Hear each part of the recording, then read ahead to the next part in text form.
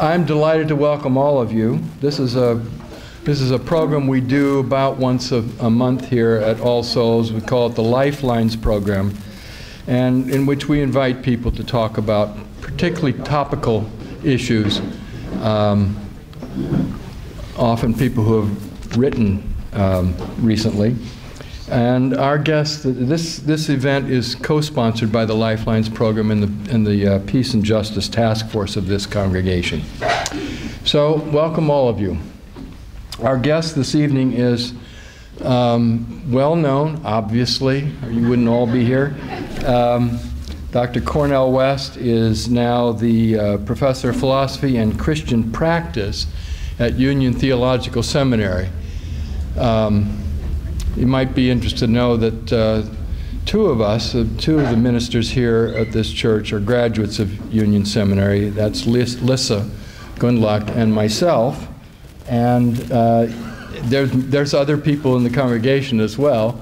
And we have a third person on our staff here who is the director of religious education, who is now a student at Union. So we're delighted especially to have you this evening, because we feel very connected to the seminary and what it provides in terms of theological preparation and its impact on the rest of the world.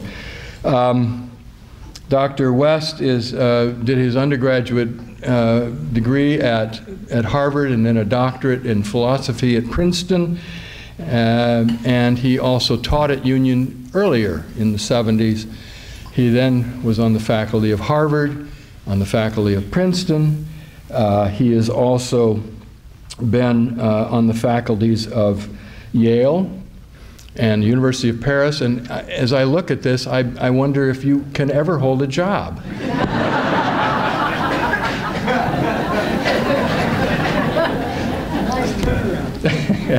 So many of you know him from his appearances on the Tavis Smiley Show, and he and Tavis have co-authored a book called "The Rich and the Rest of Us: A Poverty Manifesto," and it's on the basis of that book that we invited Dr. West to be here to address us this evening. So, thank you for coming. We welcome you, and please give him a rousing round.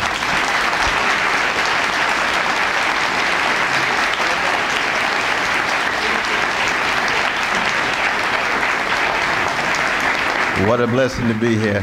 What a blessing to be at All Souls, this historic institution. I must say, in all honesty, one of the major reasons why I decided to be here tonight is because of my very, very dear brother Forrest Church. I loved him deeply, respected him dearly. We spent many, many hours together in conversations. I would read his manuscripts, and he would churn those manuscripts out year after year after year. Even when he got sick, he was churning those manuscripts out. And of course, his beloved wife, Sister Carolyn, is also a dear sister of mine. And when she asked me to lecture at All Souls, I said I would be not just delighted, but I would be full of joy. So I thank each and every one of you for coming out tonight, and I hope I say something that unsettles you, and something that unnerves you, maybe even for a moment unhouses you. I want to thank Brother Rob for his leadership of 16 years of high-quality service to this grand church and institution, and Sister Gruber, who's played such a crucial role in facilitating our coming together, and old Brother Spite, who met me at the door with such a smile, and it makes a difference in terms of the public face of an institution. That I've been teaching all day. I'm teaching a course on Rabbi Abraham Joshua Heschel, one of the great prophetic figures of the most barbaric of centuries in recorded time, the 20th century. And I was blessed to have Rabbi Leah and Rabbi Perry Berkowitz there today. Where are they? They're also here. They're just in the back. Just wave, just wave. Give them a hand. Give the Berkowitz a hand. Indeed, love y'all in the back. They have the religious events upstairs during the Jewish holy days. Indeed, indeed. But let me begin just on a very personal note that the greatest honor I've ever had in the world is to be the second son of the late Clifton and the living Irene West, and to be the brother of Clifton and the brother of Cynthia and Cheryl and father of Clifton and Zaytoon and grandson of Kaylin. And I begin on that personal note because it seems to me if we talk about where we are both as a precious experiment in democracy as well as an adventure in empire, the USA, that we're in deep trouble. And we have to look deep inside of ourselves, first and foremost, and decide what kind of persons we really want to be. I think, for example, Du Bois, 89 years old, embarking on a trilogy. He wanted to write 3 novels before he died, and he did. The trilogy is called Black Flames. The first novel is called The Ordeal of Mansart. He finished in 1957 and then went on to write Mansart Builds a School in 1959. Then in 1961, he wrote Worlds of Colors and left. He got on the boat the day before he joined the Communist Party and then left. And he looked back. And he said, for 93 years, I have been struggling, trying to make America more free and democratic. But of course, he was under the dark clouds of McCarthyism of the day. He had been demonized. He had been hated and scorned and rebuked. And he was on his way to Ghana. He said, I must move to the international stage and stay there. Maybe the arriving wave of anti-colonial struggles, not just in Africa, but in other parts of the world, would provide some wind at his back, some hope, as it were. And there's a wonderful moment in that first novel. It's about page 275, and Du Bois actually reflects on his own life in the character of Manuel Mansart. And he says, I have been wrestling with these questions for 89 years. And the first question is, how does integrity face oppression? And the second was, how does decency face deception? What does virtue do to meet brute force? Du Bois said, after 89 years, I don't have an answer to it that satisfies me. But I've been wrestling like Jacob wrestled in the 32nd chapter of Genesis, in the midnight hour, with the angel of death. Wounded, hurt, but emerges with new energy, new vision, and a new name. God wrestler, Israel, that's what it is. Israel, God wrestler. And Du Bois was a wrestler. And we need to come to terms with the legacy of the W.B. Du Boises and the Rabbi Abraham Joshua Heschels and the Dorothy Days and the Philip Barragans and the Tom Haydens and Stokely Carmichaels and Grace Boggs and so many other names, if we're going to be honest and candid about the possibility of reinvigorating the best of this simultaneous experiment in democracy, adventure in empire. And we have to hold both ideas in our mind at the same time. It kind of echoes that wonderful essay in Esquire of F. Scott Fitzgerald, 1938, called The Crack Up. Oh, what a powerful piece that was. He says, the test of a first-rate intelligence is what? To hold 2 opposing ideas in your mind at the same time and still retain the ability to function. Oh, we need that in America. Empire and democratic experiment at the same time. So I want to begin tonight on a Socratic note, because if we cannot reinvigorate Socratic energy, then we need an American Gibbon to write the decline and fall of the American empire, as he wrote the decline and fall of the Roman Empire. Do we have the courage to reinvigorate Socratic energy? What do you mean by Socratic energy, Brother West? Well, turn to line 38 in Plato's Apology. The unexamined life is not worth living. And you can hear Malcolm X in the back saying the examined life is painful. In a culture obsessed with comfort and convenience and contentment, will we have the courage to critically examine ourselves and recognize how painful it really is? Of course, the Greek says in that line, the unexamined life is not a line for the unexamined life is not a life for the human. And I'm beginning with the question, what does it really mean to be human? That's the most terrifying question we'll ever raise to ourselves. What does it mean to be a featherless, two-legged, linguistically conscious creature born between urine and feces? That's who we are. That's why I spend so much time with funk masters like Bootsy Collins and George Clinton. I've been blessed to work on many of their albums, a few of their albums. They remind us we all emerge in the funk of our mama's womb.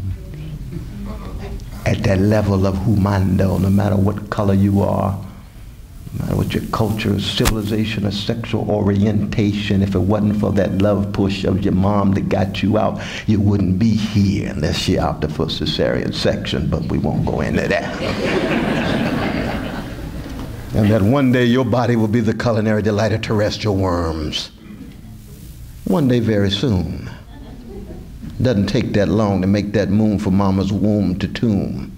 And in the short time that you're here in time and space, who will you choose to be, especially in relation to the questions that Du Bois raised? Integrity, honesty, decency, and I would even add virtue. Doesn't have to do with an ism, doesn't have to do with your religious affiliation. It's not connected to which neighborhood you grew up or where you live. It has to do with you choosing what kind of person you're going to be in the short time that you're here. And we don't have enough spaces to cultivate that kind of self-examination and self-scrutiny. Not in our culture of superficial spectacle, not in our culture obsessed with titillation and stimulation, not in our culture with cultural weapons of mass distraction. Corporate media, how much integrity, honesty, truth-telling, witness-bearing do we get? And the rule of money, rule of big money, everything's for sale. Everybody's for sale. So an integrity pushed to the margins. Integrity is almost a liability, especially if you're a whistleblower in some of these slices of our national security state. Brother Julian and John and so many others just trying to tell the truth, you see. But you all know from your own personal testimony what it's like to be on the job and try to have integrity, try to be decent without being self-righteous. Now, I was so glad my brother introduced me connected at Union Theological Seminary. It's true, I arrived there in 1977, glad to be back. Union produced some of the grandest prophetic figures of Miles Horton. You all know the great Miles Horton, Highlander Center, which Rosa Parks was there 3 months before she decided to sit down in order to stand up for justice in Montgomery. Union man, early Reinhold Niebuhr. Never forget him.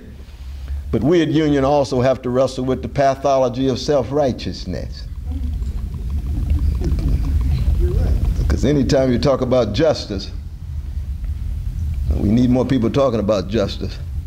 You can easily fall into the trap of thinking you have some monopoly on truth or goodness or beauty. I don't have to worry about that one, but truth or goodness. But no, Reinhold Niebuhr used to say any justice, that's the only justice, soon degenerates into something less than justice. Justice must be rescued only by something deeper than justice, namely love.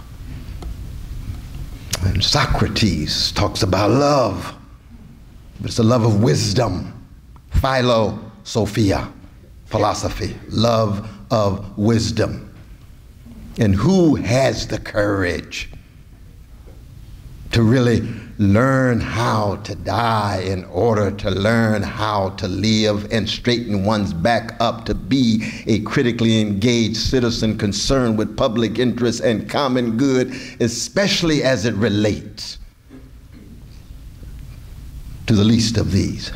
The echo of the 25th chapter of Matthew. The orphan, the widow, the precious poor children of any color, 22% right now in America, in the richest nation in the history of the world. That's morally obscene and spiritually profane. No serious public discussion about it. 40% of red, precious children, 39% of brown, precious children, 39% of black, precious children living in utter poverty in the United States right now. Where's the moral outrage? Where's the holy anger? Where's the righteous indignation? No, indifference to suffering, callous to catastrophe because of our culture of stimulation and titillation, addicted, if not to sex and alcohol, to success. And success defined as material toys, trophy spouse, and well adjusted to injustice. Well adapted to indifference. Just go on your way. It's all about you, I consciousness, me, me, me. We know the text by Christopher Lasch in 1979, The Culture of Narcissism. He already was trying to tell the truth. What happens to a culture that becomes so obsessed with the I, or me, me, me, or the inability to even forge a strong I, and therefore looking for addiction as a way of filling the void in one's own soul, which of course politically and ideologically is a way of pacifying the citizenry. Don't worry about the new Jim Crow. Don't worry about the 2.5 million who are now incarcerated, 62% of them there for soft drug offenses. The new norm, turn your back to it. New York City, stop and frisk. 5 million young brothers and sisters stopped and frisked in the last 10 years with our dear brother Michael Bloomberg. 730,000 every year, 1,800 every day. That's why we went to jail, Carl Dixon, a host of us in Harlem last year. That's why we were convicted, guilty, and we stood and said, we just want the young people in New York City to know we love you. We care for you. We're concerned about you. Why? Because I am who I am, because somebody loved me. And somebody was concerned about me. Somebody targeted me. And I just want to keep that love train going from generation to generation. You say, oh, Brother West, people don't talk about love no more. You come from the 1960s.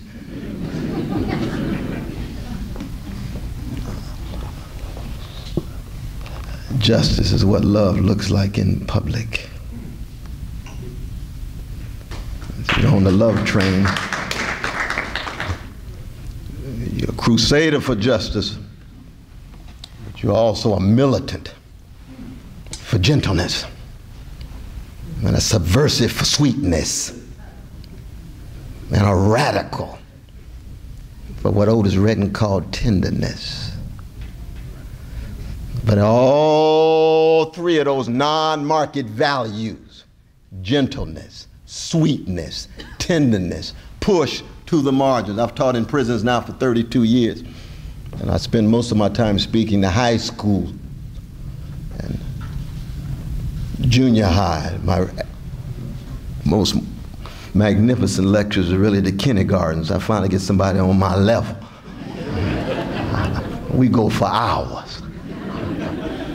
But you try to get to them early to understand what tenderness and sweetness and kindness actually are, the raw stuff that allow you to straighten your back up, to raise Socratic questions, so that maybe further down the line you can be a courageous citizen concerned about public interest and common good. It's not a matter of beginning with the abstractions. You start on the ground, as it were.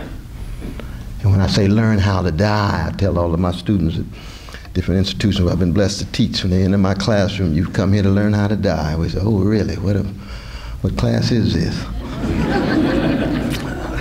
We're going from Plato to Du Bois with a little John Coltrane in between. But to learn how to die is to critically examine yourself. Anytime you let go a prejudice that you have or give up a presupposition that you've been holding on to, that's a form of death. And there is no growth, no development. There's no rebirth without death. And part of the problem of American civilization from the very beginning was we had mechanisms of denial of forms of death. Peter Pan mentality, forever young. Grow powerful, grow wealthy, when you're going to grow up.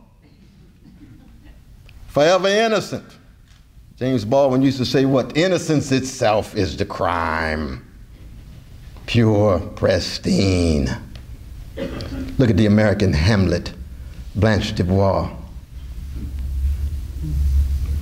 written by that blues man from the vanilla side of town, Tennessee Williams.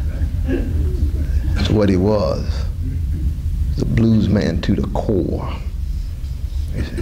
And what is it about Blanche? It denies reality, history, reality, and mortality.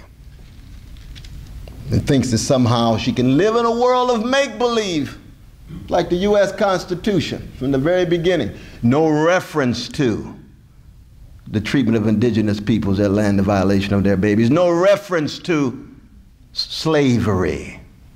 But 22% of the inhabitants of the 13 colonies are the slaves generating the wealth, which is the precondition for any talk about democracy. And the scholars come along and say, well, yes, that was a conspiracy of silence. That was a discrepancy between principles and practice. Oh, really? I call it mendacity, hypocrisy, and not recognizing that chickens come home to roost, you know. You're going to reap what you sow. You're going to end up with a barbaric civil war over an institution not invoked in your Constitution. That the first reference to the institution will be in the 13th Amendment, abolishing something you never acknowledged in the first place. Well, I guess that's one way of putting it. How do we get the country to grow up, to awaken? That's what Henry David Thoreau did when he went to Walden, wasn't it? That first line, I want to do anything I can to awaken my fellow citizens from their sleepwalking. Because he knew from Emerson and others, I've loved the Emerson circle here. When does it meet? On Thursdays? What are you reading now? Anybody remember which Emerson you're reading? Is it Circles? Is it Experience? Is it the tragic? Is it the comic? Is it Self-Reliance? Whatever Emerson you're reading, it's good for you. Thoreau understood that because it forces us to be Socratic, to engage, to learn how to die in order to learn how to live. The only way any country, experiment, civilization, culture is reinvigorated and regenerated is through the unleashing of Socratic energies. There's a wonderful line, line 24a in Plato's Apology. Socrates says, the cause of my unpopularity was parrhesia, that wonderful Greek word that means fearless speech, frank speech, unintimidated speech. That's why Socrates was put to death, because he engaged in parrhesia. And there's a connection between that learning how to die, that paideia, deep education, not cheap schooling, that rarely takes place in so many corners of our society. And of course, class-wise, our dear sister Diane Ravitch reminds us, rich children get taught, poor children get tested. Qualitative difference. No democracy can survive with a citizenry that's been educated by means of solely tests and no unleashing of imagination and intelligence. I was just in Chicago 3 months ago with the strike, standing with my dear sister Karen Lewis with the teachers union. 684 schools in Chicago, 202 nurses for those 684 schools. 175 libraries for 684 schools. And then 1 out of 4 of the schools have no arts program whatsoever. So what is it like to be a precious child, a poor child in the second city in the American empire, where you're growing up with the bullets and the drug dealers on the corner, and the father more than likely unemployed, and the mother overworked and underpaid? Lucky to make it to school. When you get there, it's like showing up at LaGuardia Airport because they got metal detectors every day. Then when you get there, there's no instruments to play. There's no imagination peaking. It's just more test, and all of the stereotypes bombarding you every day, especially as the oligarchs who control the recording and the video and the radio industry feed you some of the most thin stuff available in the world of noise. I won't even call it music sometimes. It's just noise. Because I have high standards of music. Sarah Vaughan means something to me. So does Donny Hathaway. So does Aretha Franklin. They sang in tune. I remind my precious young folk that all the time. Yeah, but she makes that much money. It's not about being successful only. It's about being faithful to the best that gone into shaping you. Sing in tune, girl.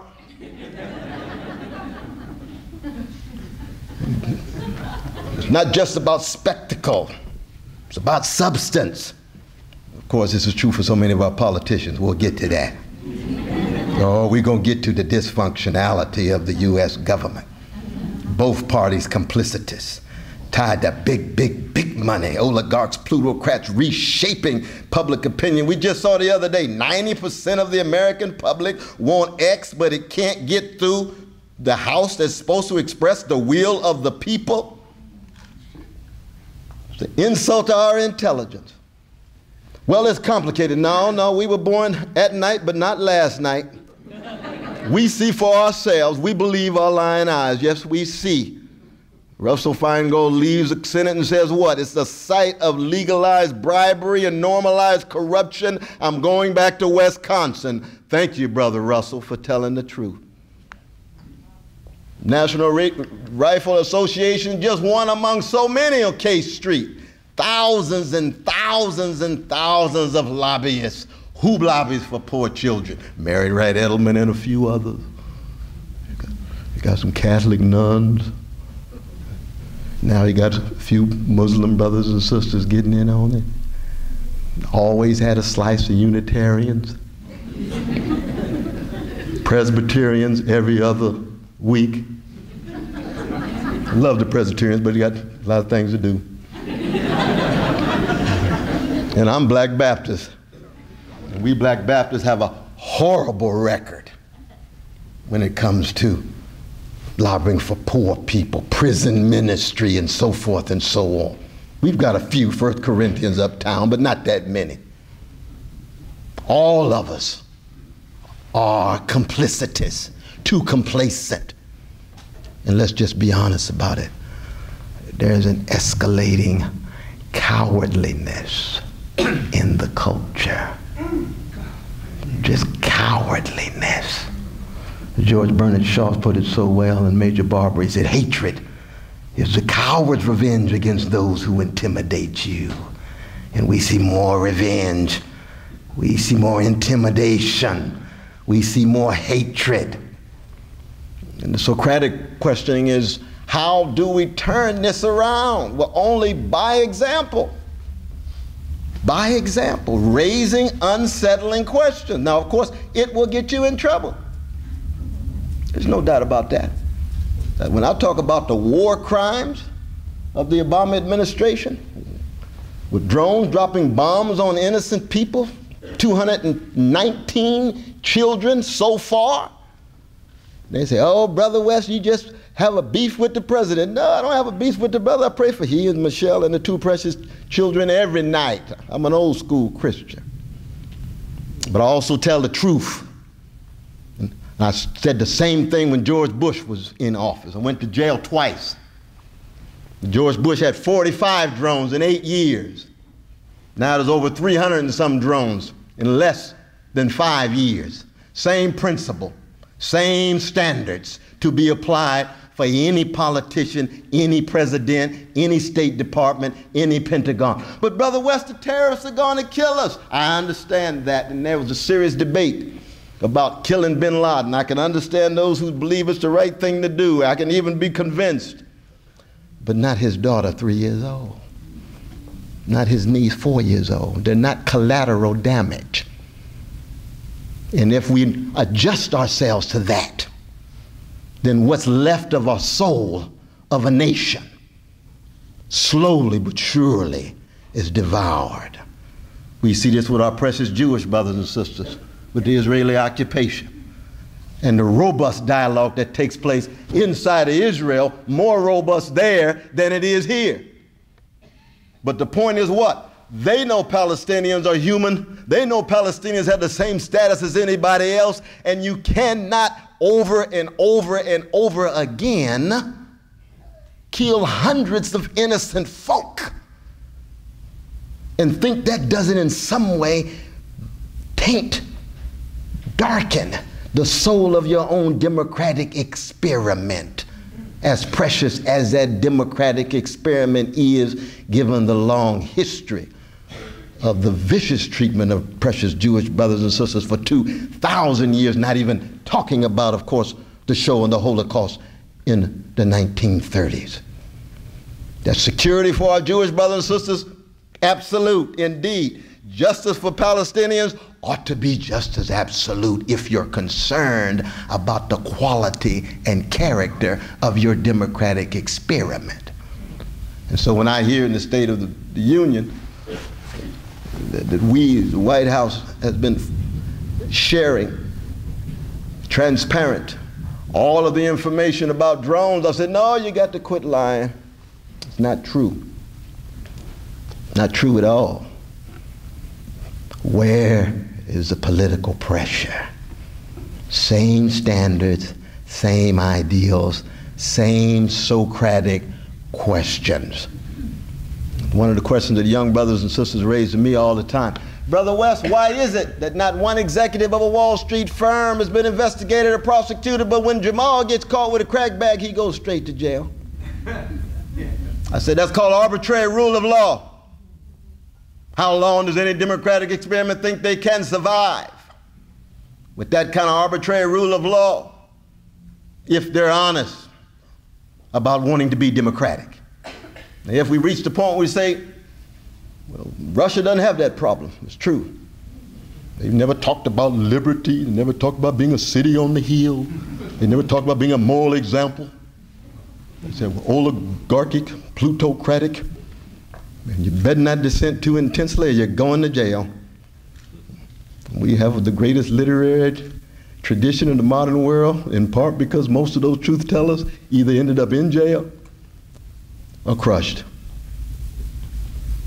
or in exile, like a Tolstoy, self-exile as a truth teller. You see, that's very different. We in the United States, no. Transparency, accountability, answerability, responsibility, that's what we're about. Really? But where are the voices?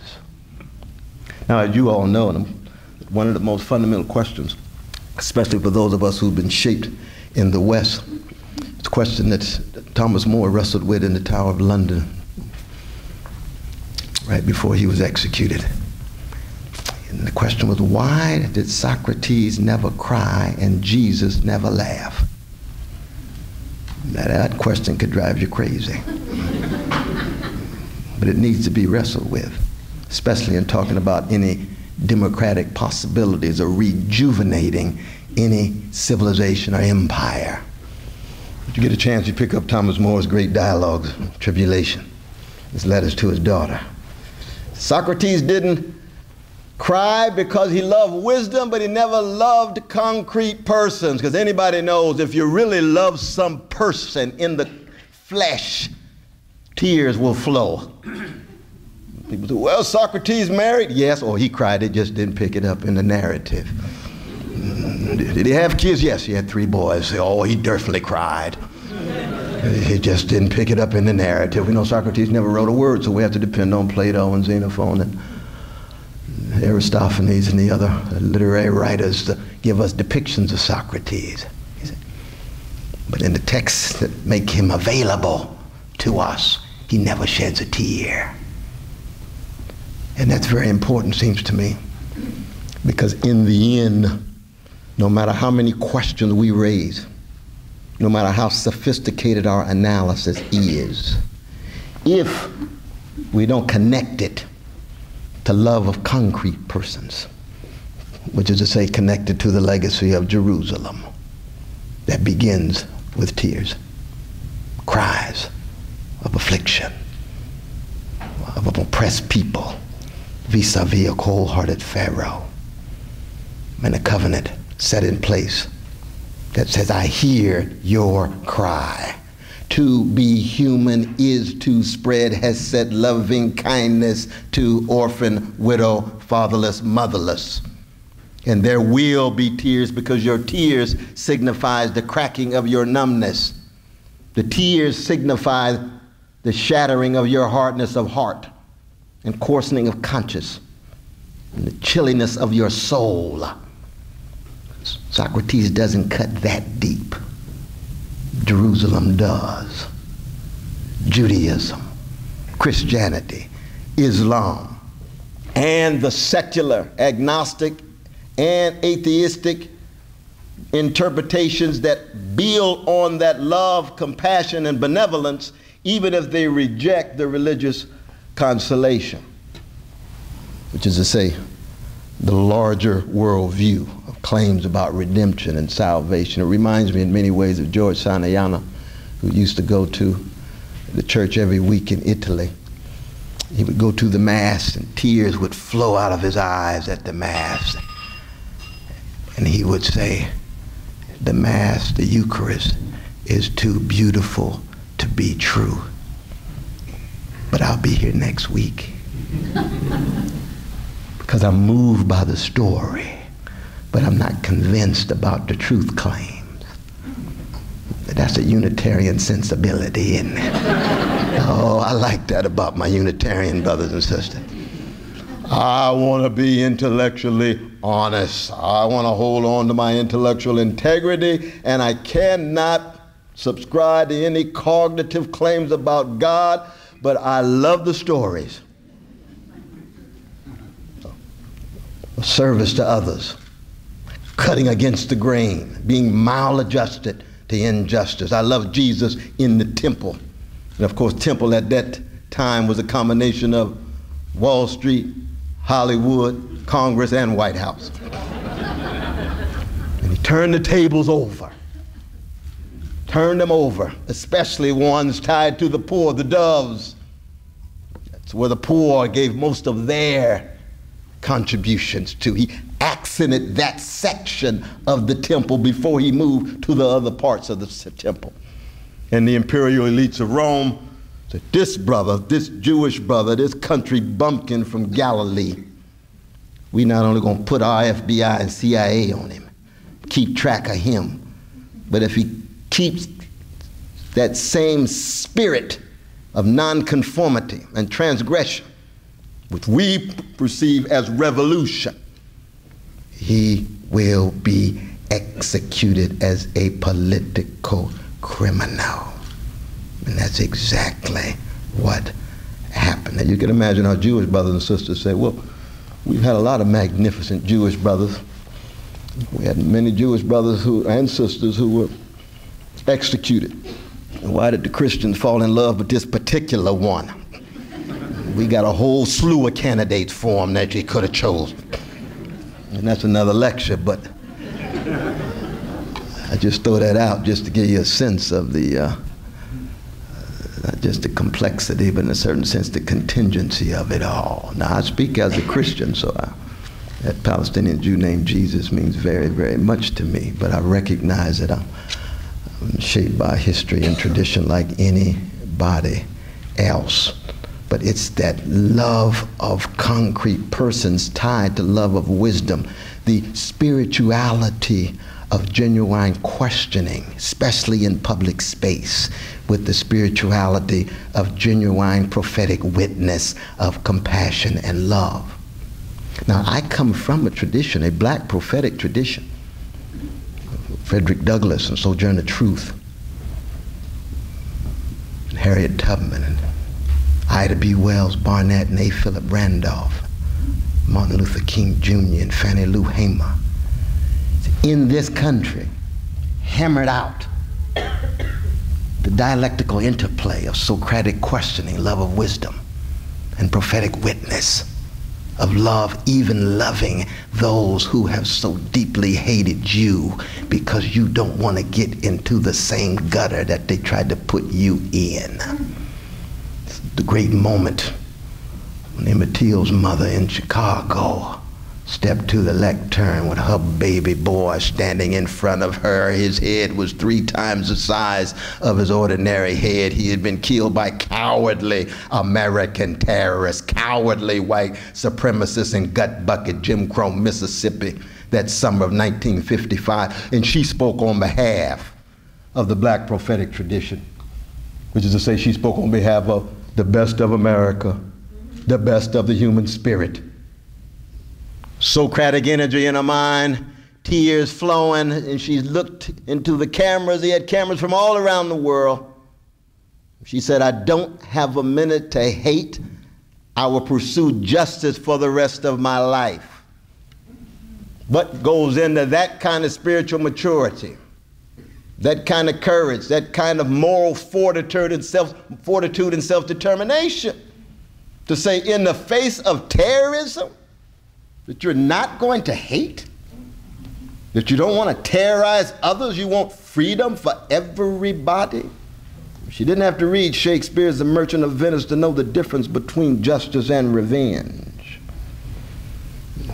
She learned it in the tradition that black folk had shaped and molded under 244 years of U.S. slavery and 90 years of American terrorism called Jim and Jane Crow. Every 2.5 days, some black body, black baby, a black woman, a black man was swinging from some tree, the strange fruit the southern trees bear that the great Billie Holiday sang about.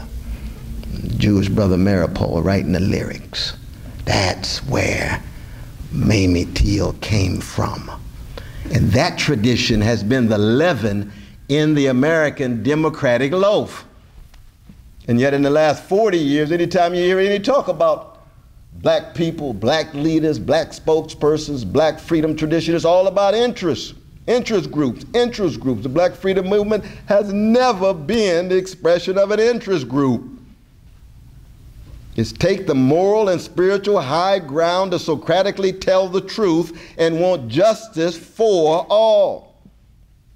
Fairness for everybody. The last 40 years, almost impossible for that kind of language to resonate, because it's Machiavellian these days. In the rule of big money, everybody's concerned about themselves or their own interest group. Where are the principles? Where is integrity? Where is fairness? Where is justice? Just an instrument for pecuniary gain, selfish or group selfishness. Sign of decline of a democratic experiment. And it is frightening. And there's a sense in which maybe if we look too directly at the decline, we'll be overwhelmed. And yet we have no choice. The best of the Unitarian tradition, the abolitionists in the 1840s and 50s and 60s, you see, siding with farmers and workers in the 1890s, siding with working people, even from the middle classes, in the 1930s with the Depression, and in the 1960s bringing in the Heschels, the Kings, the Fannie Lou Hamers, and saying we might have intellectual disagreements and theological differences, but we choose to be these kinds of human beings and raise unsettling questions and bear prophetic witness. Well, where are we today? Now I'll bring this to a close so we have good time for call and response and good time for questions. Where are we today? Well, I mentioned before, there is for me an increasing indifference to criminality. That's always a sign of decline. You see, I talked before, insider trading, market manipulation, fraudulent accounting. Turn your back. Torture. How many people were tortured under the Bush administration? No investigation. No accountability. How many wiretaps? I know I was a part of it. That's all right. I turn on my Curtis Mayfield every time I hear that click, click, click, click, click, click. You turn your back. Why do you turn your back? You turn your back because the next administration may have to turn its back on you. So you turn your back. Do we think that our fellow citizens don't see this? Just because they don't rise up in righteous indignation, that they don't perceive this arbitrary, capricious rule of law? 1% of the population now own 42% of the wealth. The top 400 individuals have wealth equivalent to the bottom 150 million. Well, they worked hard and they're very smart. Oh, doesn't sound like a convincing theory of desert to me, but yes, I know they work very hard indeed, and they probably very smart, even though there's probably some cronyism and nepotism kicking in here and there.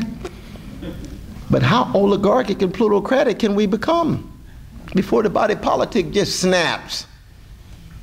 Just snaps. Is it 1% only 75% of the wealth? 80% of the wealth? Last 3 years, top 1% got 81% of the new income. Wages stagnating. Attack on unions. Oh, that's just that old language. Not old language at all. We're just in a new moment where we're so, we just take for granted the levels of misery and poverty and turn our backs to criminality, especially at the top. And it's not a matter for me for calling for more people going to jail. I just want to know the truth. I want to know the facts. I want to know how it is that our economy functions in the way that it does. That's what I loved about the Occupy movement. At least they're willing to raise Socratic questions.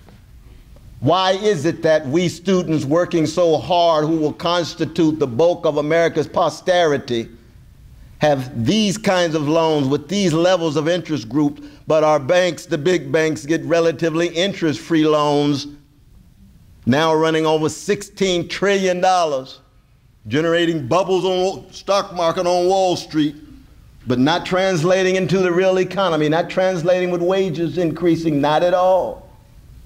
Where is the dialogue that tells that kind of truth? Will we see it on CNN? No. Will you see it on Fox News? Please. Will you see it on MSNBC? No, that's echo chamber for the Obama administration. Will you see it on Democracy Now? Yes, you will. Sister Amy will put it on there. No doubt about that. Where else? Where will our young people gain access to it? You see? And that's, for me, is what is most important. That's why I said before, I spend so much time with them. You see? Because when you actually look in the souls of our young people in this democratic experiment, this empire, you see? What is it now in colleges? Almost 19% of all students suffer from depression. It used to be 6% just a decade or so ago. It's, well, they're testing more. Well, it's not just that. What was that movie, Social Network? Was that the name of that movie with Brother Mark? The New York Times said, this movie is about the triumph of the human spirit. I said, oh my God, I've got to see this. I'm going to show up on the front row, popcorn and all. I can't wait. I need to see something of the triumph of the human spirit. And what do I see? Money, money, money, money. Selfishness, insecure male ego trying to convince the woman called a bitch. It's a form of moral constipation where they have a sense of what's right, but greed and envy get in the way, so the flow is stopped.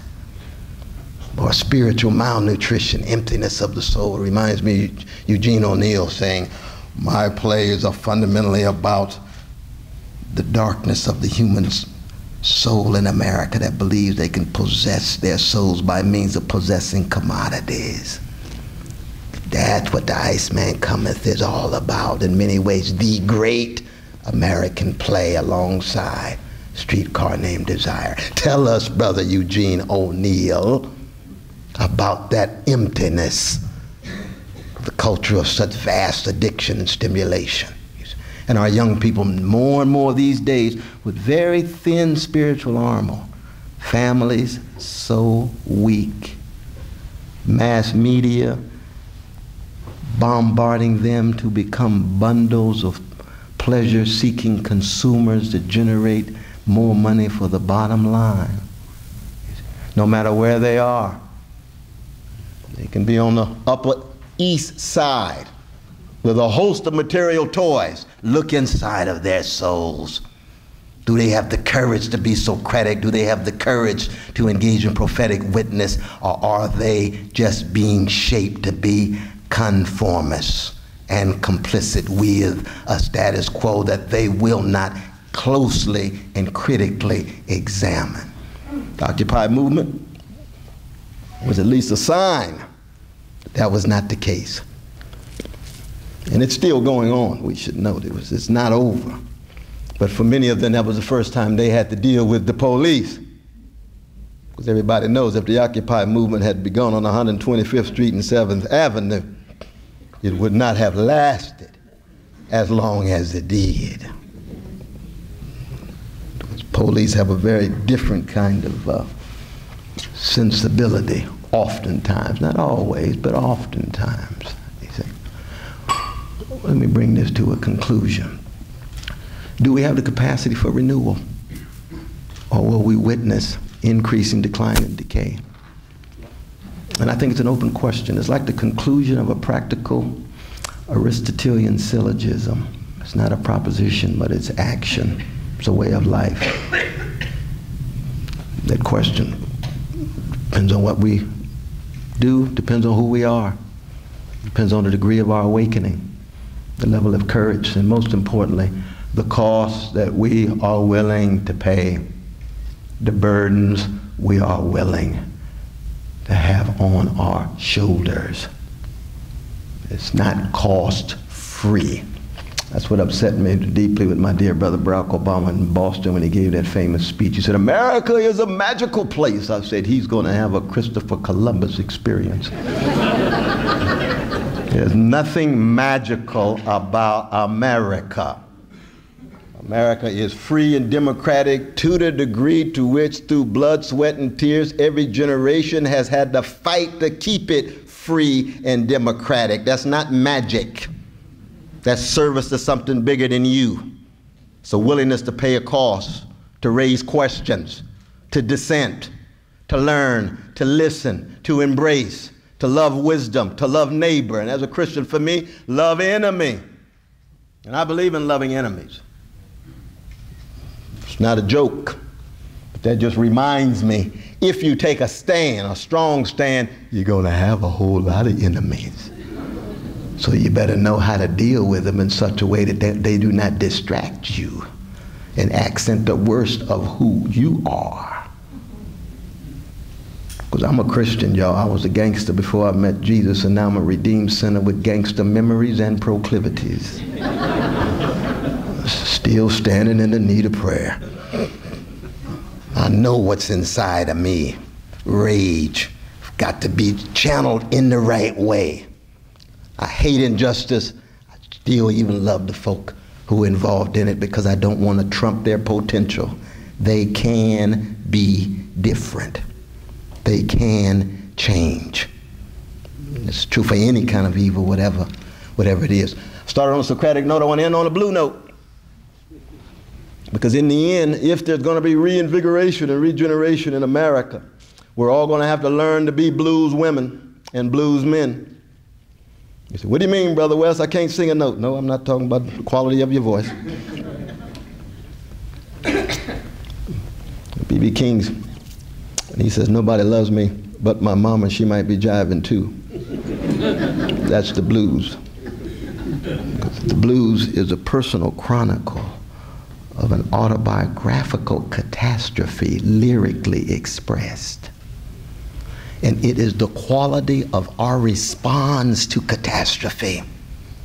It's the quality of our wrestling with forms of criminality, wherever it is, on any block, street, university, church, mosque, synagogue, any sphere in civil society.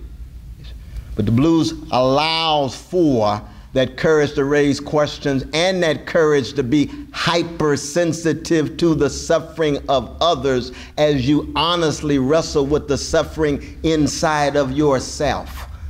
That's why we go back over and over again to the Muddy Waters and the Bessie Smiths and the Billie Holidays and the Duke Ellingtons. It's not just because they're entertainers, but they taught us how to deal with dissonance in such a way that we don't degenerate into demonizers.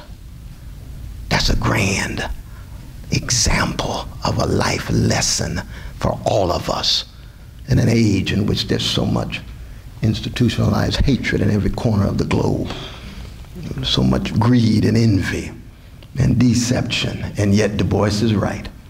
As we wrestle with the question of integrity, decency, honesty, and integrity, we need each other. Dialogue, conversation, organizing, mobilizing, in our tears and in our laughter, and in the end, of course, in those who are willing to pay the cost. And in the end, some of us will pay the ultimate cost. We told the young folk, we will not just go to jail for you, we will die for you. And that was a shock to so many young folk, because you ask young folk these days, who will die for you? Mama. Tupac, no, he got shot. Who else? Baffled. When I was growing up, who would die for me? Cliff, Irene, Cliff, Reverend Cook, Deacon Hinton, Martin King, Heschel, Hayden, Stokely Carmichael, Huey Newton, Bobby Seale. I could go on and on. I could go to Africa, and Nkrumah would. We can go on. Mandela would. Gandhi would. Young folk these days, who do you see? Who is the real thing? Who's serious about Socratic love of wisdom and prophetic witness of compassion, and still, like a blues woman, a blues man, got a smile and style and say, when I do go out, I would have done the best that I did, and every ounce of energy I have will be used up when I'm in that coffin. I couldn't do anything more than what I tried to do. That, for me, is joy. And somehow we've got to transmit and bequeath that to our younger generation. Thank you all so very much. You all been very kind.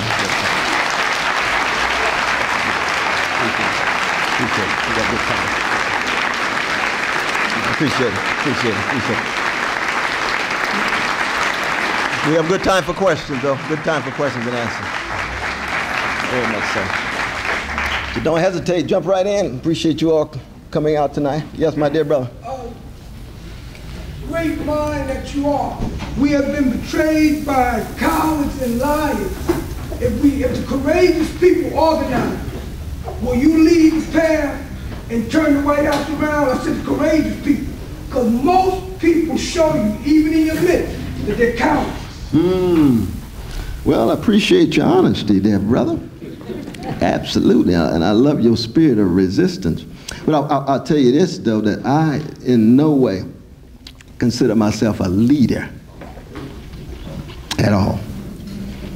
I consider myself one who tries to love people, poor people, working people, well-to-do folk. But I have a priority on the least of these as a Christian. And for people might brand you a leader because you get a certain visibility. But I don't like that status. I'm with Ella Baker in that sense. Ella Baker taught us what? You are the leaders you've been looking for. You see? And in certain contexts, certain voices surface. In other contexts, other voices surface.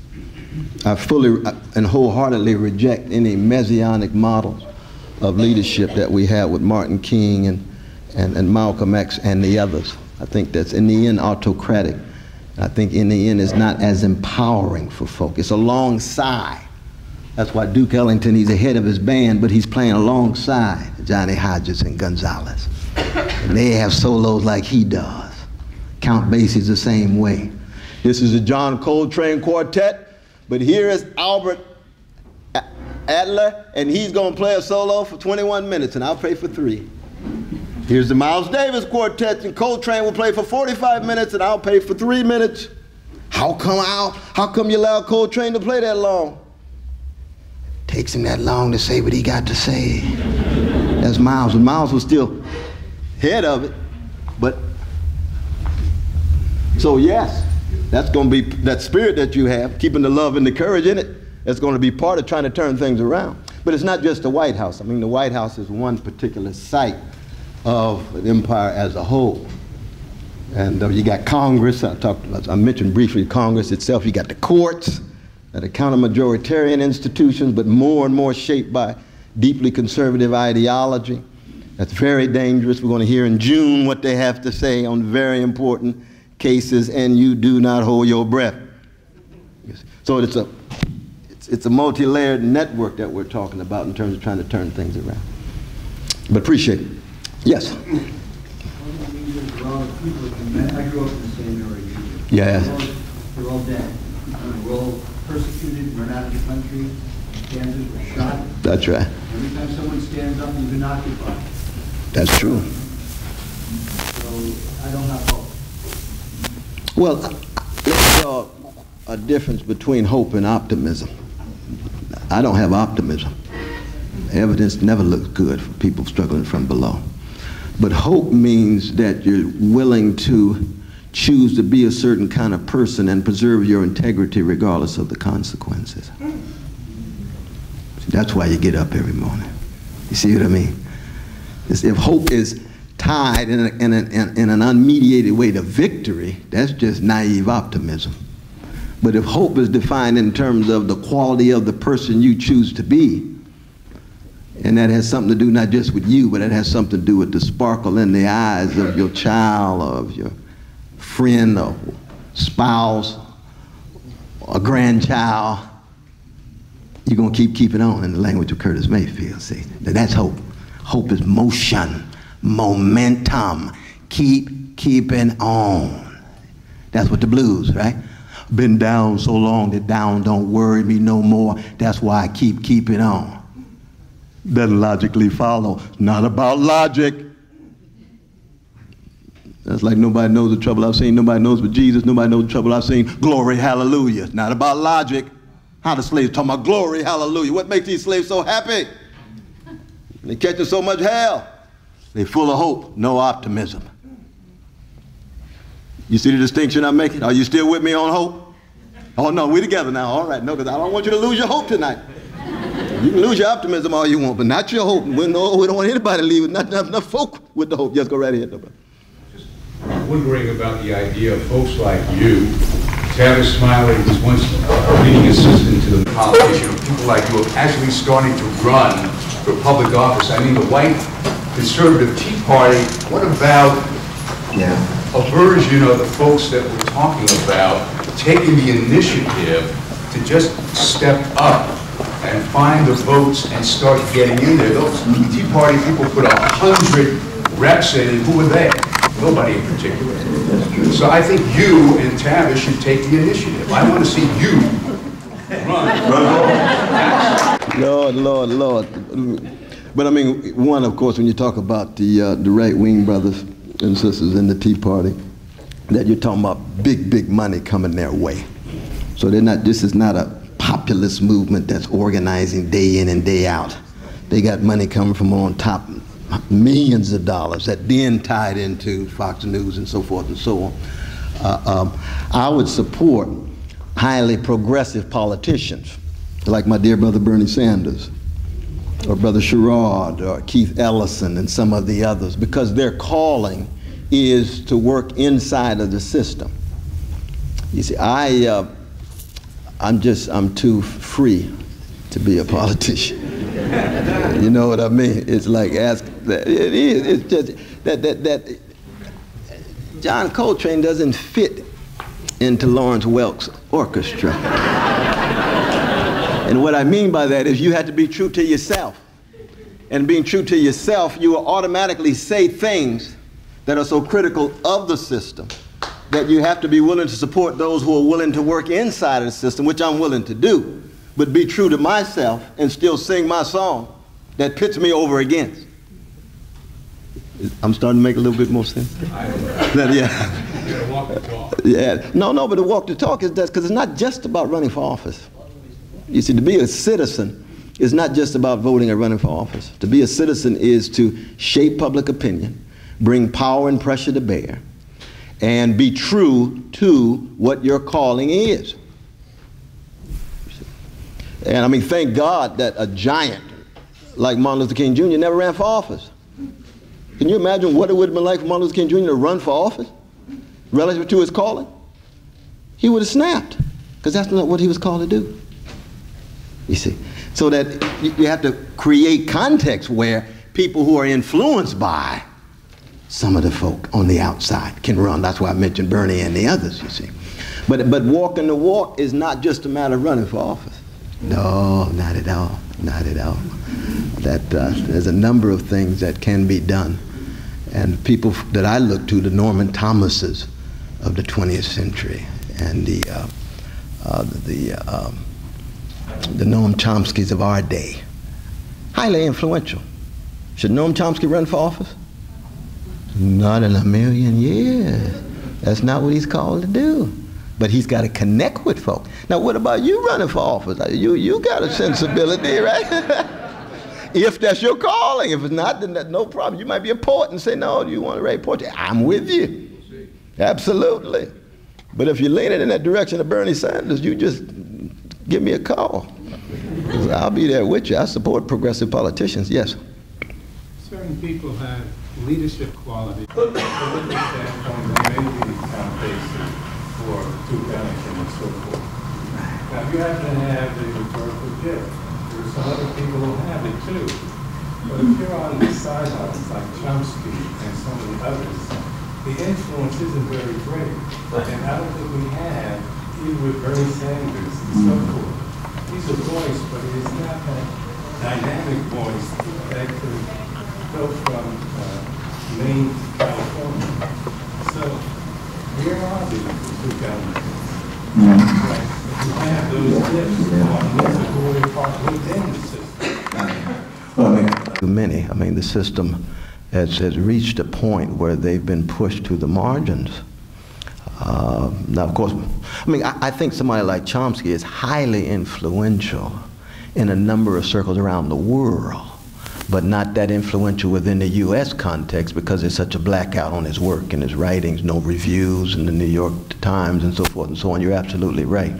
But I had mentioned a few of the names of those politicians that, but they're not that powerful. The Progressive Caucus now is what, about 72, 75 in the Progressive Caucus? That's twice as many as they had a few years ago. So that's encouraging, but I mean, they're weak as pre-sweetened Kool-Aid in terms of impact on public policy. But Washington itself has just been so colonized by big money.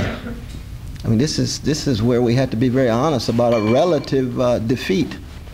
And how do you break the back of that big money? Well, campaign reform, that's got the chance of a snowball in hell, given the courts and Congress and so forth, you see.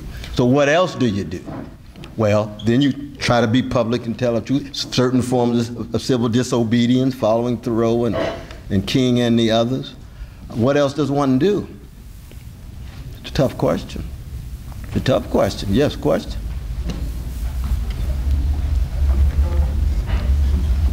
We got the artist and the cameraman asking the question. Things really getting Socratic up here. No, thank you. I wanted to propose something monumental. That we begin, this is a select crowd. Is that what that is?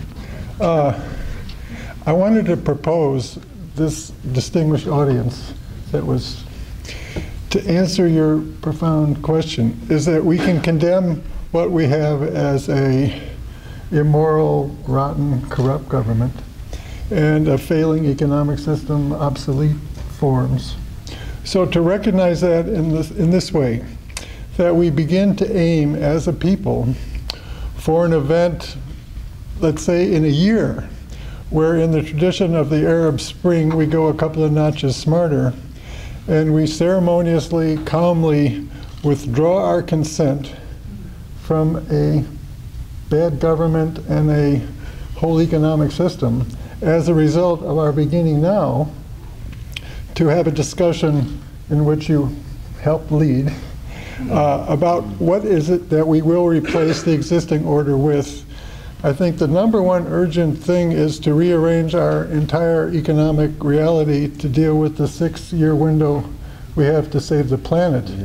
That is sort of like a martial law situation, that our current economic system where we wait for corporate boardrooms to figure out what to do with our economic system is obsolete. So that we begin a national discussion led by the people you named, Amy. There are lists around, I have one online.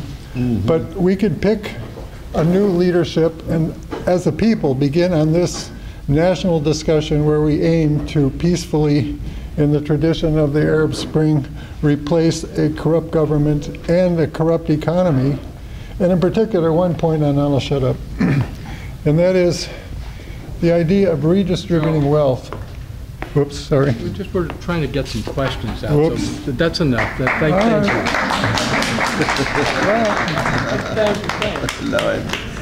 No, but Brother McGibbon and the others talk about ecological catastrophe. Very, very important. Well, you want a quickie? Yeah. Are you familiar with the 5-star movement in Italy? 5-star movement? I have indeed. Cornel, Yes. Yeah, you're talking about 5-star movement in Italy, dealing with the decline of the Italian, the dysfunctionality, the corruption, absolutely. Absolutely. Yes, go right ahead in the back. You all been very kind and patient. Go right ahead. Yeah, that's you. I moved it back so I could speak loudly. Sure. First of all, I'm very moved. I grew up in Lancaster, Pennsylvania. I was at 5 years old. A bunch of kids pushed me around and said, "You killed Jesus." And I'm thinking, I don't even have a gun. Because Mom and Dad didn't say, "Hey son, you're like this different kid in the school," because it's the 1950s, they're not thinking. But that was like the rip in my psyche that I didn't deserve love and friendship. As that continued, I remember my mom, who didn't spend much time talking with me, she said, "You know, you're just a black person turned inside out." And later I found out, well, there's some element of truth to that, but I have something that you don't have, called white privilege. And then when I was 18, my best friend, very loving guy, died in a helicopter crash in Vietnam. And I asked, a question I asked was, why is he dead? So I was on the verge, over a period of time, of joining the Weathermen, till I got struck by lightning when my dad died and went on a spiritual path. But I have not lost my radical politics. And when you mentioned Emmett Till, I had to jog my memory to remember that, and I guess there's some people here who don't even know who he is. And then when I told Spike's producers that I would go on a hunger strike if he didn't hire me on Malcolm X, where I did a lot of location scouting. But this drive to face the fact that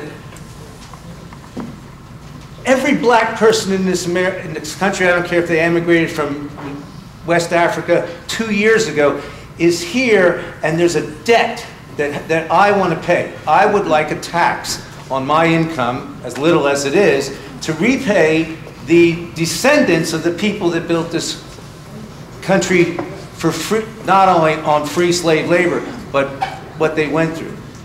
And I have this sort of rage, and I have a kind of like this love, because I teach a program in high schools called Healthy Relationships 101, learning to express your needs and feelings without blaming other people. And that's I'm torn. Needs and feelings, sir.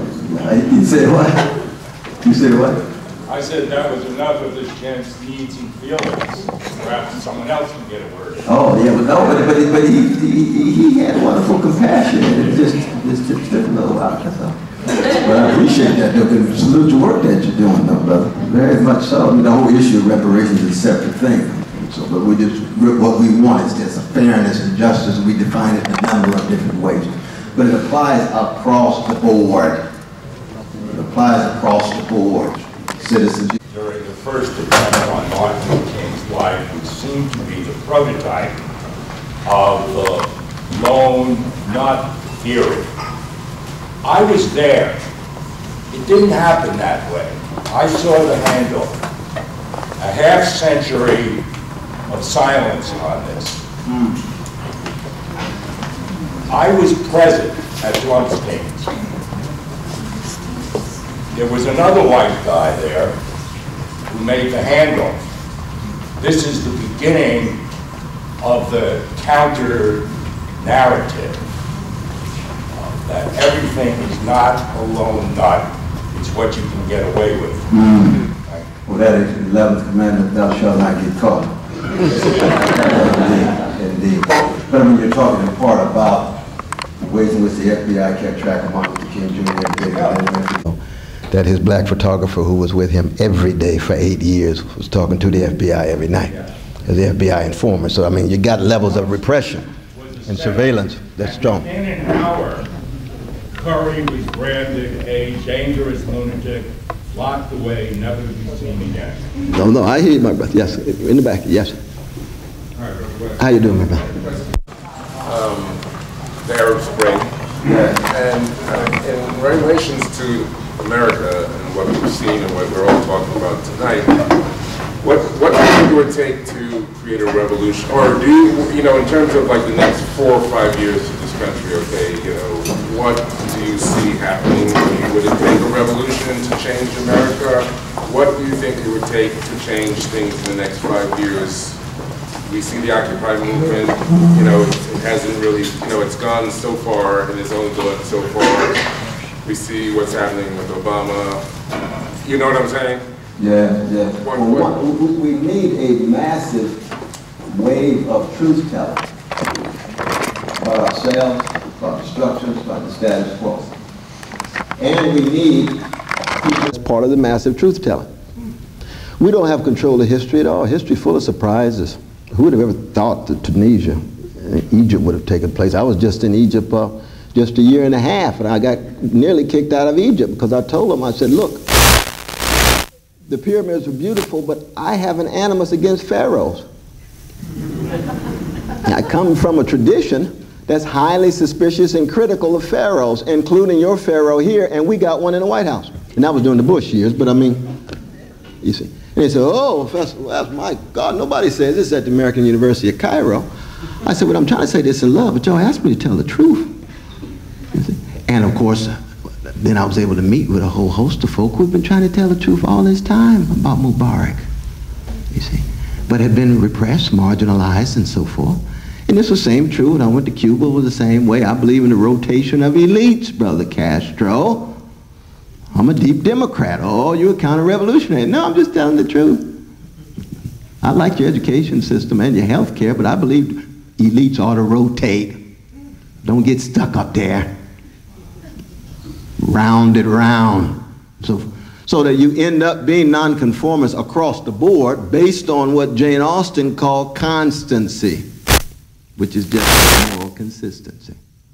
Or what I started with Du Bois, integrity in that. So how do we preserve that and then join our organizations and our institutions, continue to put pressure, be outspoken, and we don't know what would take place. For all we know, it could be linked to the new Jim Crow, given the level of incarceration right now. You don't know where the catalyst sets in, you know what I mean? Because history is not this kind of rational pattern affair at all. On the other hand, America could go fascist. National Defense Authorization Act. U.S. citizens detained with no due process. American citizens assassinated, no accountability. That's autocratic, authoritarian, that's fascist.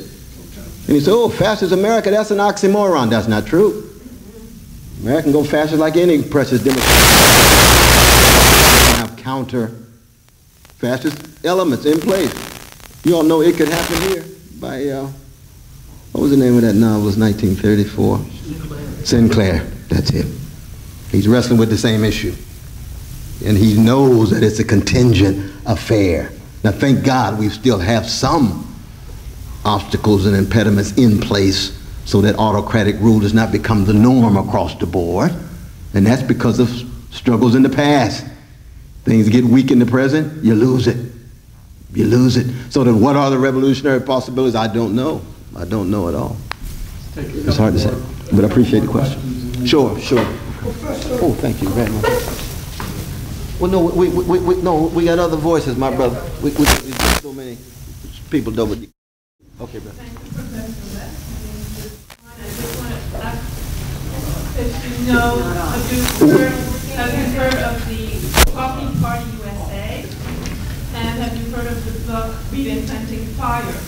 And the other thing that I heard on the radio recently, I don't know if it's a specific prison or if it's on a national scale, but I heard that there were libraries and prisons that were being eliminated because it's considered a luxury, when I think it's oh my God. essential to absolutely libraries to be able to educate people and help them to become citizens when they come back out on the outside. But it's absolutely, but no, I haven't heard of the Coffee Party. I've got to check and see on that. Oh, I did read about them. Yes, I just don't know that much. I've got you. Reinventing Fire, the book, I haven't read it, but they say by 2022 we can have proper energy without any of the non-renewables. No, we've got tremendous creativity, imagination, intelligence among fellow citizens. It just gets hemorrhaged when it's time to translate it into policy. A lot of folk out there doing wonderful things on a local level, you know, absolutely. We got a young sister in the back right there. Hi, thank you. I was wondering if you have any advice for someone kind of embarking on her studies and trying to decide, you know, where my calling is, and in a system that does not reward exploration in education, that really forces you to shove yourself into a corner as soon as you can. And I love that question. Open minds and open hearts to learn how to think for yourself critically. Resist groupthink on the one hand, but listen attentively to other voices in order to find your voice and sustain your voice, but connect it to an open heart, which is to say, have a sensitivity to suffering of people no matter where they are and who they are, not just in America, but around the world. A baby in Yemen and Somalia is just as precious as a baby in America, or Ethiopia, or Argentina, and so forth. And you just hold with your integrity to that thinking for yourself and that hypersensitivity to suffering, no matter how unpopular it may be, because you choose to be that kind of person, and then want to be part of networks or organizations that can cultivate and reinforce that thinking for yourself and that openness, that flowing of heart. I think it's very difficult to be in the world and not have a heart cracked wide open. It really is. And yet you know you still have to be able to keeping on, and you're in school, so you spend a lot of time in libraries and laboratories because you want to do a whole lot of work. Read ferociously, let me say it, that's what I want. Read ferociously so it becomes integral to your way of life and the dialogue with the others. But good luck. You're majoring in what? International studies. Oh yeah, well you already cosmopolitan and global though, absolutely. Yes, yes. Do you think that perhaps with people, it's hard for us to unite on just maybe one specific area or even just a few specific areas, because it seems like we have so many things that we want to change, and it's hard for us to kind of get focused. But because the radical right is so focused, it basically compromises our efforts. Reasons owing to what the obstacles are, that we are at the very end of a counter revolution that began with Reagan in 1980 when he stepped to Philadelphia, Mississippi, where those precious young people were shot down by white supremacists. They were black and white students who were shot down. And when he said, "I'm for states' rights" in 1980, it was very clear what he was talking about. That's a code word, especially in the South, for white supremacist control of black folk and crushing of trade unions and certain conceptions of masculinity to reinforce patriarchal families and so forth. And Reagan won. He won. And after he set it in place, very much like Sister Thatcher. When Thatcher left in 1990, Thatcherism was already hegemonic. So you can bring in new labor, but you're not doing too much. Blair didn't change that much in terms of a Thatcherite terrain. And as much as people love Bill Clinton, you know, under Rubin and Larry Summers and others, they deregulated even more. It was 3 strikes you're out, increasing the new Jim Crow. It was eliminating welfare. Reagan wouldn't even have signed that bill. In the same way today with our dear brother Barack Obama with Social Security. Right? Republicans wouldn't have gone that far. And Rockefeller Republicans, they would be deeply upset because they had a liberal element in their republicanism. Like our dear brother Jackie Robinson, he just made a movie of him, that he was a Rockefeller Republican, wasn't he? But he had a liberal element in it. So when it comes to one of the pillars of liberalism in post-World War II America, like Social Security, he wouldn't touch with a 10-foot pole. So that we recognize we're in a moment in which the counter-revolution is now just petering out with all of the calamity, monstrosity, and criminality. And we haven't even begun to really see what it is.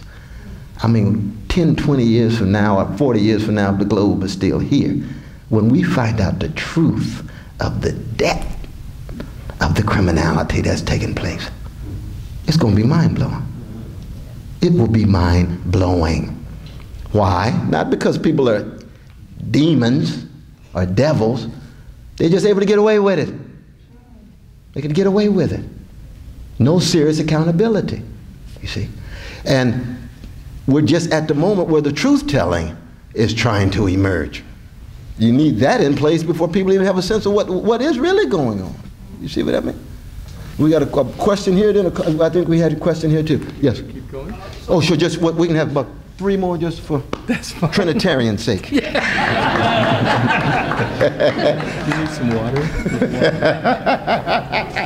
that wasn't right. That wasn't Try right. to work that one out. I know that wasn't right. I'm with you though, brother. Go right ahead. You want to do the Socratic syllogism, which means like a call to action. And there are lots of things that seem very big and very almost impossible to change. But since you travel around and you see a lot of things, and we are a nation or an empire in decline, what small win would you suggest? What's kind of small wins? Except, I mean, I understand that being a citizen is important, and but that's a way of life. What small win would you say, would you counsel us to kind of you aim for to do, to action? That may take like a week or 10 hours or something.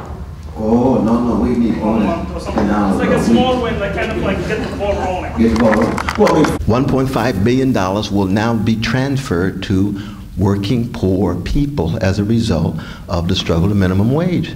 It was an intense struggle. Many of you may have read some of our op-eds in the Daily News and so forth, putting pressure on Andrew Cuomo. Of course, he's got his own future that he's planning and so forth, but I mean, he's a politician.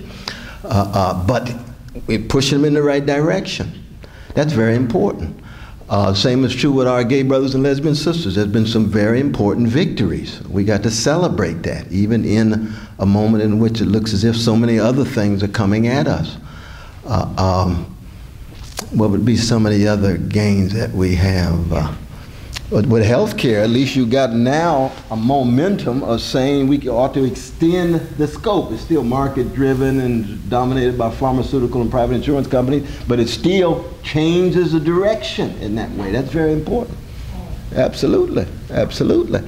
And you've got people more and more, even Paul, Brother Paul, my libertarian brother, who I agree with, you know, maybe 9% of the time. But I'm a strong libertarian, and he's deeply concerned about rights and liberties vis-a-vis the national security state. I'm with him wholeheartedly. But I don't want to just talk about drones in relation to U.S. citizens. I want to talk about non-American citizens whose lives are precious too. But at least he's got a foot in the door with a 13-hour filibuster in that regard. You see. He's got other things in mind too, and I've got to lovingly hit him and block him in that as he moves in that direction. But he's right when it comes to his rights and liberties for everyone. Because I do believe that we have to fight for our fellow citizens' right to be wrong. It's very important in any democratic experiment, you see. Very important.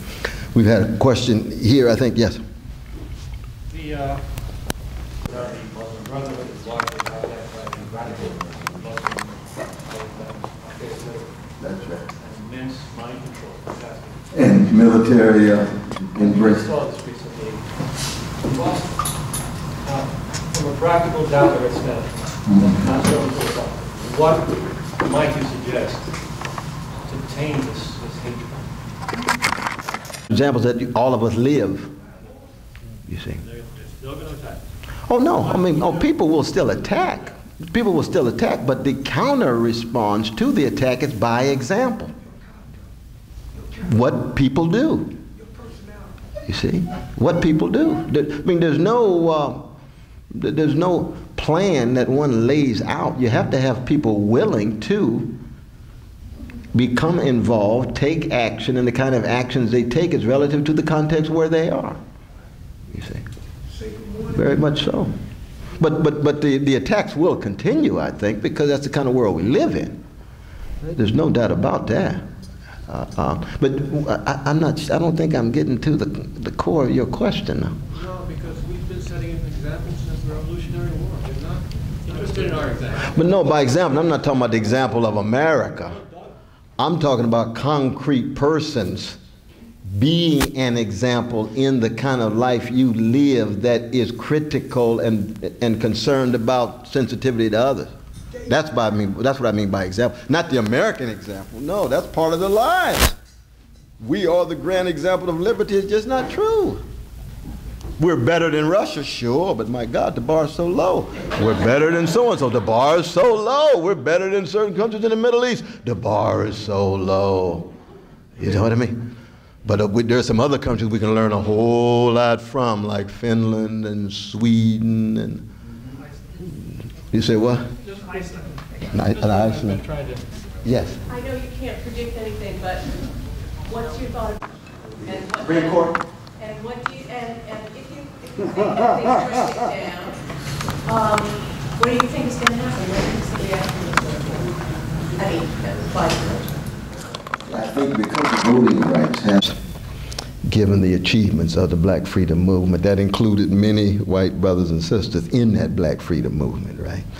That it could create a very powerful progressive backlash against the right-wing decision of the court. That would be a positive thing. My hunch is that it is going to be called into question from the questioning that I heard. Well, I didn't hear it, that I read. So it doesn't look good. But who knows? Who knows? Healthcare. We didn't know. Stephen shifted on us. You just don't know. And that's what's so wonderful about it, because I think we have to reject all forms of social or socio-economic determinism. There are dominant tendencies in place. This is what we're talking about. But there's no determinism in place. Things are unpredictable in a certain sense.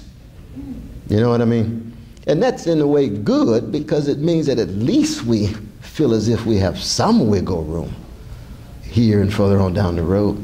There's another sister had a question right here. Thank you very much. It would appear to me that if you don't deal with structural racism in this United States, you will never be have a personal example, or be a personal example, nor be this country to be an example. So how do we move towards, if you agree with that, so how do we move forward to have that dialogue, or are we not courageous enough to have that dialogue because we are in this world of, or sense of denial? I think in many ways, especially with our slaves, that there's been almost a taboo on serious discussion about race. And that was in the Obama campaign as well as the Obama administrations, you see. And so if people figure, well, we got a black man president who doesn't want to have a serious discussion about race, then we don't have to worry about too much. And it is a grand achievement to have a black man in the White House, but it's not in any way a matter of a post-racial condition. It's just that Americans are less racist now than they used to be 30, 40 years ago. That's a beautiful thing. That's a beautiful thing. But Malcolm X used to say, what? You don't stab folk in the back 9 inches, pull it out 6 inches, and celebrate your progress. Yeah. When I talk about the new Jim Crow, that's the racism, structural racism. When I talked about slavery in the Constitution, so without using the ism, I'm not an ism kind of person. You know what I mean? I'm much more just into integrity, decency, honesty, and so forth. And if somebody is really decent and highly sensitive, then structural racism ought to be on your list. Patriarchy ought to be on your list. Anti-Semitism ought to be on your list. Anti-Arab, anti-Islamic hatred ought to be on your list. You know what I mean? But the issues of class, as it relates to structural racism, is very important. And that's so when I talked about 1% and so on, I try to acknowledge just how intertwined they are without the isms coming out of my mouth, you see. Because in the end, you know, we are free to choose. You're free to choose different movements and different groups. Let me suggest, let people ask questions of you. I know you're into equality for everybody, Brother West, but I wonder if it's time to let people go that need to go, and some of the rest of you can stay, and I'm sure he would be very happy to. Well, just a little bit. I got a 9 o'clock. Oh, well, then I need to free you. But I can. Wonderful. Thank you so much. Thank you very much. Thank you very much.